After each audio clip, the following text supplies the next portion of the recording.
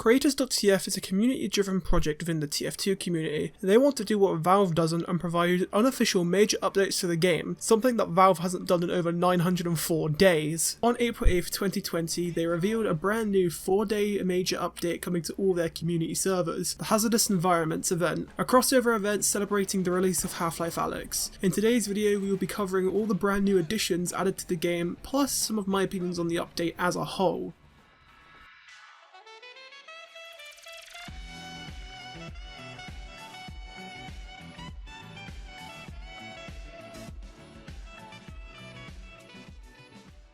Day 1 is all about maps and cosmetics, and with this, 3 new community maps are being added to the map rotation. These being Slaughter, a highly detailed and highly decorated King of the Hill map set in a slaughterhouse. This map features close quartered combat and loads of flank routes. This map was created by contributors Void, Juniper, and Diva Dan. Spillway, another King of the Hill map, this time set in an electrical factory. This map features a lot of height variation, which makes it very windy and narrow in some places, which can be confusing. It also features a death pit, which is always fun. And this map was created by Pont, ASG, E. Arkham, Seba, Urban, and Yuzi. Glassworks, a very open 5 control point map. This map features very interesting flank routes and open areas, which allows losing teams to make interesting comebacks and plays after being pushed back to their very last point. I personally don't like this map too much, as I feel 12v12 on this map feels very unbalanced, but I could see it working wonders in a 6v6 meta.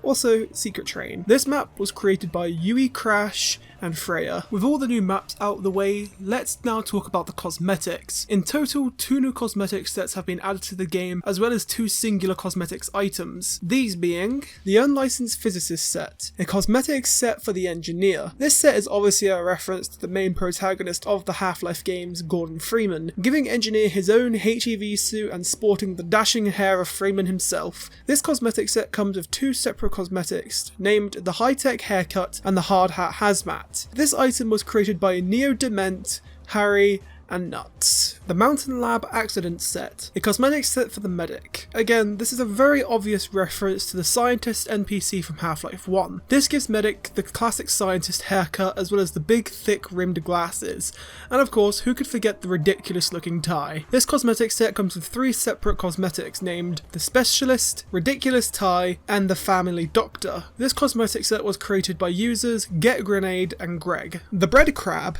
a very simple all-class cosmetic harking back to the head crab enemy from all Half-Life games. This time with a special with nifty TF2 twist that lets it fit within the game's style and theme. This gives all classes their very own pet bread crab that sits on their heads, acting like their much more deadlier counterparts. This item was created by the users Fruit and Doggo. The Benefactor's Bowl, yet another very simple Pyro head cosmetic, replacing Pyro's mask with a very recognisable Combine helmet, making the Pyro look even more menacing when combined with the right cosmetics.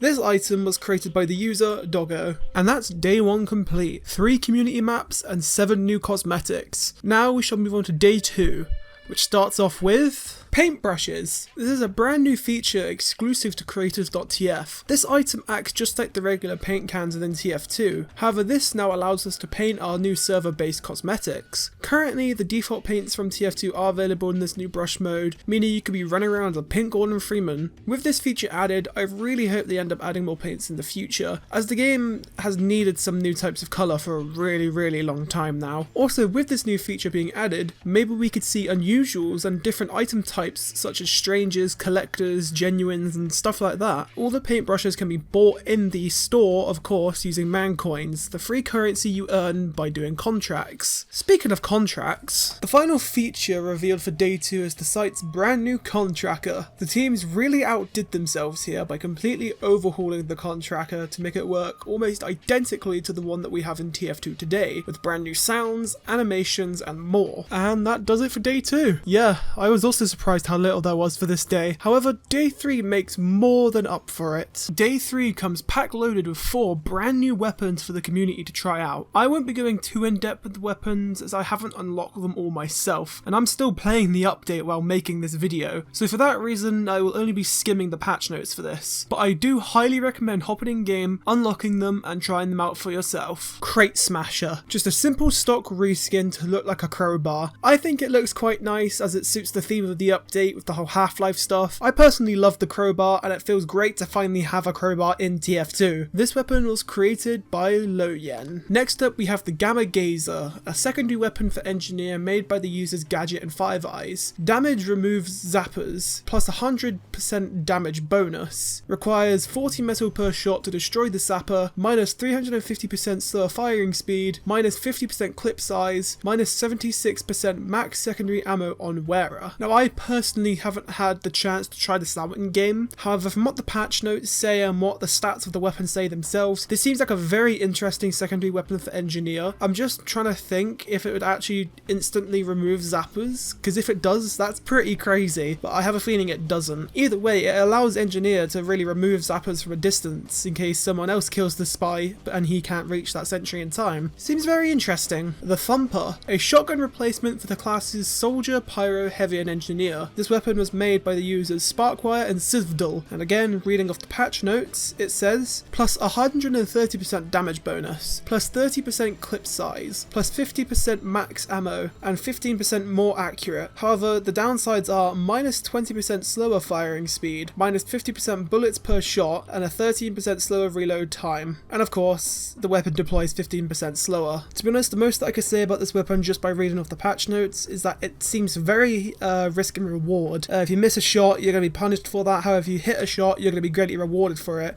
Seems kind of like the Widowmaker in that sense. I can't wait to try it out in game, to be honest. And finally we have the Hypodermic Injector. It's a melee weapon for medic and it's made by Zoe. Again, reading off the patch notes here, collect blood from your enemies by hurting them and heal your teammates by transferring blood to them. Can store up to 300 health points, heal your teammates by hitting them with this weapon, plus 10% faster firing speed, minus 20% damage penalty. So this weapon, when I first read about it, seemed rather interesting. I hopped into the creators.tf Discord and I asked, how much would it heal per hit? And apparently it stores up to 3 charges and each charge deals 100 health heal for your teammates, which is pretty crazy to be honest if you think about it. The only thing is the fact that you've got to damage enemies, and that's a very heavy risk because if you die, your Uber's gone. And in my head, it's just kind of not worth it to use this over the Uber saw, if that makes any sense. I don't know, I'll just have to see if it works well in game. Maybe I'll pull off some insane clutches or something. And with day 3 over, that's everything new added within this update. Day 4 is simply glossing over all the patch notes in detail, and there's nothing else there that I haven't told you here, other than a few tiny extra things. And with that, let's roll over to the unscripted outro. So yeah, I decided to bring back the unscripted outros in my old commentary videos. So I'm just gonna kind of just say my afterthoughts of this update. I kind of wish it was a little bit bigger, but I can't really complain too much considering the size of the creators.tf team. They've done an incredible job. They've done more than the TF team have done in the past 2 years, so I do hope that they get more people on board, and I do hope that they do provide bigger updates in the future, because I reckon this could be the new step forward for TF2 content creation, people actually getting their stuff into game, and for people like, me, making content on the game. Because of how stale this game's become with the lack of updates, it becomes hard to make content on the game, But yeah, that's all I really had to say about the update. I think it's great. I think the new weapons are fun. I think the new maps are cool. I like the little details like the Citadel appearing in the maps and stuff. Yeah, no, it was good update. Good update, guys. Can't wait for the next one. If you like this video, leave a like, subscribe, general stuff here and there. And yeah, with that out of the way, but yeah, I don't know what else to say really.